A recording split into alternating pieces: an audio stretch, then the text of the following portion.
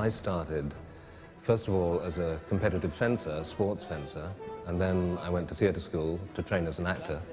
Was a very bad actor, but found I had a way, I think, of making fights perhaps a little more real than they had been in the old Hollywood era. Easily, and go. 1, 2, envelop, go. Well done, okay. Nobody would believe the amount of work and effort that goes into choreographing a duel or a fight sequence. We put at least 3 hours a day in every day, plus all the training that we did on our own. You're continually doing your parries and working to get to a point where you're not thinking, you're just reacting. A major climactic duel will take 3 weeks to choreograph. It sounds like a lot of time, but it's not a lot of time. And if you think that Fred Astaire and Ginger Rogers used to take 6 weeks on a dance sequence, it's not surprising it takes that amount of time. You can't just get an actor and say, like, you know, OK, we've got 4 days to do a sword fight. In any sword fight, people look for skill, for balance and for style.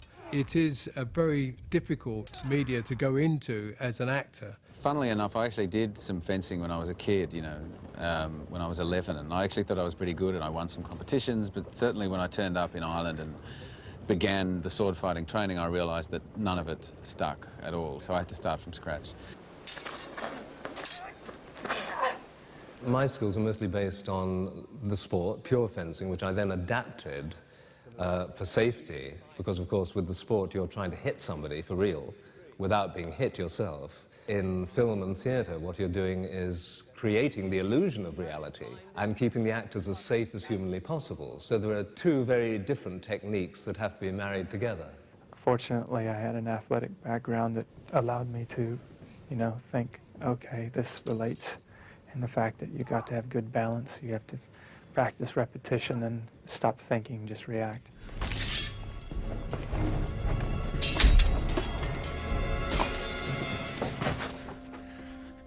I see someone has tortured the sword. Like, you can't go at half speed. It's got to be flat out to make it work. Very few people realize the amount of slow build-up, sometimes with actors who have never done it before in their lives, that is necessary to get them to a point where they can convince an audience that they really are going flat out for real. To the left knee, beat it aside, glance it through, into the hanging parry there. Do you want to just try that? I would choreograph, say, a sequence a day. That's one sequence of about, let's say, 11 moves. Next day, you would add the second sequence. Now you're going back over 2 sequences. Following day, a 3rd sequence. From there, Richard, okay, let's have another coupe, this time for right knee, but make it a little bit higher. So use this parry here for me, Ben, to there. And now let's have a disengage and a circular parry. So I'm going to disengage with the point over, follow around in a circle, Ben, and step back as I step forward there. Slowly, you're building up. At the end of the first week, you might begin to have a finished result.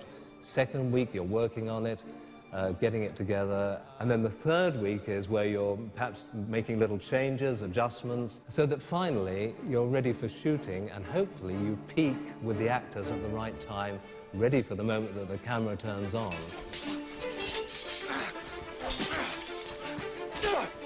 I hope that there's something inherent in the choreography that I do that is not simply the normal cinematic sword bashing that you see going around in most swashbuckling films.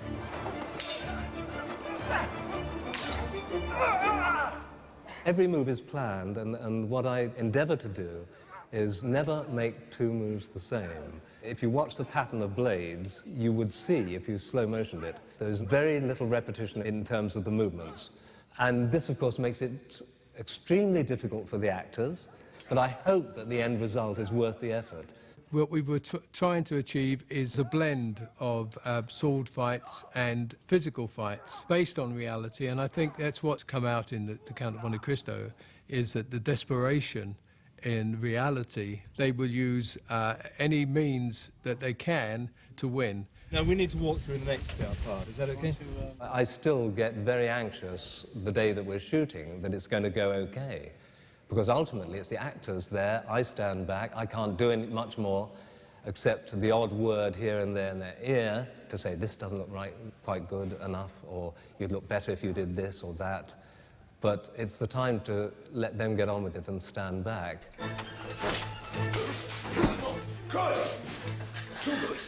I rather enjoyed a sequence we did in the cell with Richard Harris, who had to train Jim, our leading actor.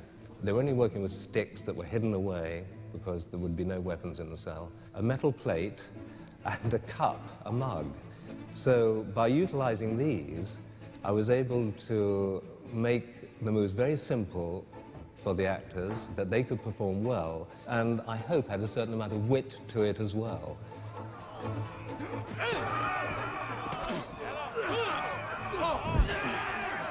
The knife fight between Jacopo and Edmond takes place on the beach, and Jacopo, supposed to be the best knife fighter that the pirates have ever known, is then put up against Edmond. It had to be short, he had to look good, so it wasn't very long, and it was just a matter really of finding some self-defense moves. We had to see him look good quickly, and the other man had to be on the sand quickly, so it was just a question of selecting the right moves that they could perform well with speed and tell the story. As you hope to live, do not move an eyelash. But if you're totally truthful to what actually happened in duels and so on, I think there'd be an awful lot of waiting, an awful lot of pausing, an awful lot of being careful, and that wouldn't go down so well on the screen. Touch him and I'll kill you. The final duel develops inside this ruined chateau where there's a confrontation between the son and the father. Yield, boy. A Montego does not yield. And the interesting challenge was to make it quite clear that when the son fought the father does not want to kill the boy. It's really quite a difficult message to get across to the audience, because if they're fighting, they're fighting. Boy, if I have to, I will kill you. I will not stop now. Nor will I. So be it. But then from that, the fight develops into the classic hero-villain confrontation at the end, and for this we went outside. No, I couldn't live in a world where you have everything and I have nothing. It was so important that this final confrontation should just have the audience on the edge of their seats.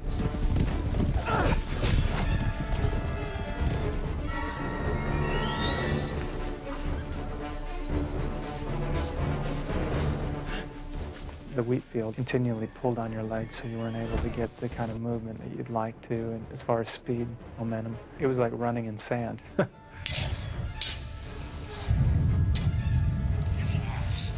It was really very difficult. We found the blades were hitting the wheat, moves would go wrong, but to see the two men out in this wheat field fighting away looked breathtaking, I thought.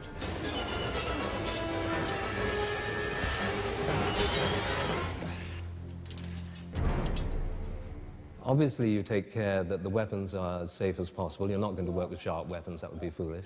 But there's always an element of danger, usually not in the early stages of rehearsal. It's usually just as the actors get confident and they're starting to enjoy it. That's the great danger when they start to get on top of it and something stupid happens.